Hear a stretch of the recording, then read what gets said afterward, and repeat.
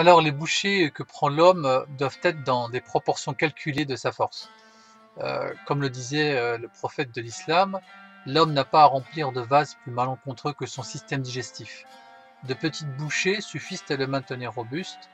Si cependant il en demandait davantage, alors il appliquerait la règle: un tiers pour l'alimentation solide, un tiers pour les boissons et un tiers pour la respiration. On y voit dans cette longue parole le cœur de l'alimentation santé. Les proportions ne sont pas tous identiques d'une constitution à une autre. Il est donc important de prendre ce qui convient à chaque personne dans sa singularité. Nous allons en parler en détail. J'y ai consacré un livre vraiment très détaillé sur l'explication de cette parole du prophète de l'islam qui indique vraiment le cœur de l'alimentation santé et les grandes clés. Alors le fonctionnement du système digestif, il est assuré par des mécanismes nerveux et hormonaux. Les stimuli qui sont déclenchés sont soit inconscients par des actions mécaniques ou chimiques directes sur la paroi du système digestif, ou alors sont conscients, faisant intervenir les organes sensoriels, le goût, l'odorat, la vue, le toucher, l'ouïe et même la mémoire et l'affectivité du sujet. Leur digestion, alors il faut bien comprendre pourquoi je souhaite faire cette introduction. La digestion commence dès les premiers instants de l'odorat. Les premières sécrétions salivaires débutent à la vue du repas, à son odeur. Alors, les expériences de Pavlov ont amené à distinguer deux types de réflexes. Les uns innés, antérieurs à l'expérience, les autres conditionnés, résultant d'une expérience antérieure. Par exemple, la mastication d'un aliment quelconque déclenche une sécrétion salivaire. C'est ce qu'on appelle un réflexe inné. Mais la perspective de consommer un plat favori fait intervenir l'eau à la bouche. Ça, c'est ce qu'on appelle un réflexe conditionné. Alors tout commence dans la bouche. La vue, l'odorat, les couleurs amorcent au niveau cérébral la digestion par la stimulation des glandes sécrétantes en avance de phase pour que certaines enzymes ou hormones sont déjà en fait enclenchées. Ces petites bouchées dont le prophète de l'islam parlait, le qaimat, dont parlait le prophète de l'islam, prend son sens si nous mettons en place toutes les dispositions nécessaires à une parfaite digestion.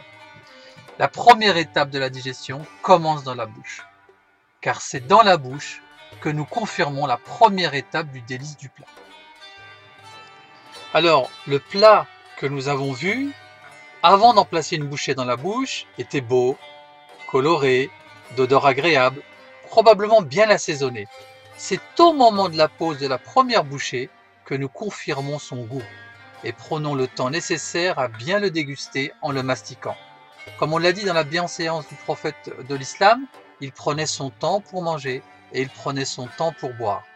Sans mastication, l'aliment ne peut débuter les premiers processus de digestion grâce aux amylases salivaires et ne peut donc poursuivre sa digestion correcte arrivée dans l'estomac.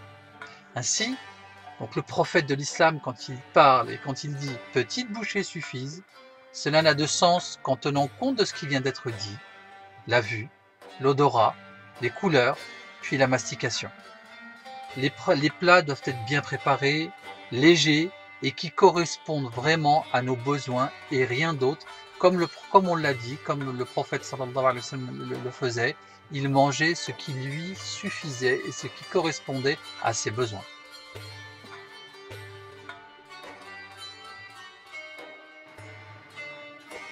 Alors pour étayer notre propos, l'importance donc de rompre le jeûne rapidement, c'est le prophète de l'islam qui nous le suggère vivement.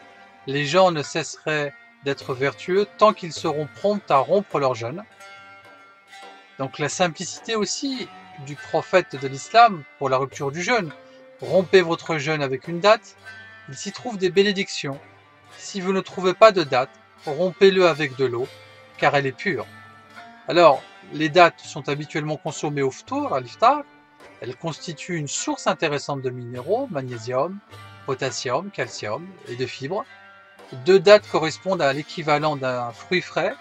Les dattes sont sucrées, elles contiennent du sucre, des sucres rapides et facilement digestes. Elles redonnent immédiatement de l'énergie. Alors, pour l'eau maintenant, puisque le prophète de l'islam nous avait précisé, si on ne trouve pas de date, on peut le faire avec de l'eau. Pour l'eau, on voit son importance comme nous l'avons déjà indiqué lors de notre précédente intervention au sujet de la qualité de l'eau que buvait le prophète Mohammed. sallallahu alayhi wa sallam. Quelques indications que l'on peut vous proposer, là dès maintenant.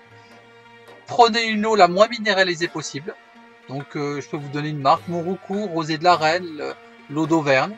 Une eau osmosée, qui est passée par un filtre à osmose inverse. Alors ce sujet est pour nous d'importance. Nous y consacrerons une émission à part afin de souligner l'importance de boire une eau de qualité pour la santé.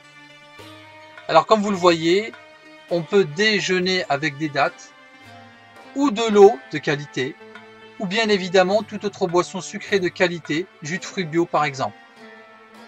Pour conclure, tout ceci dans le calme, la sérénité, la joie de rompre le jeûne qui s'est voulu profondément spirituel, afin de garder et de préserver cette énergie pour une meilleure méditation le soir.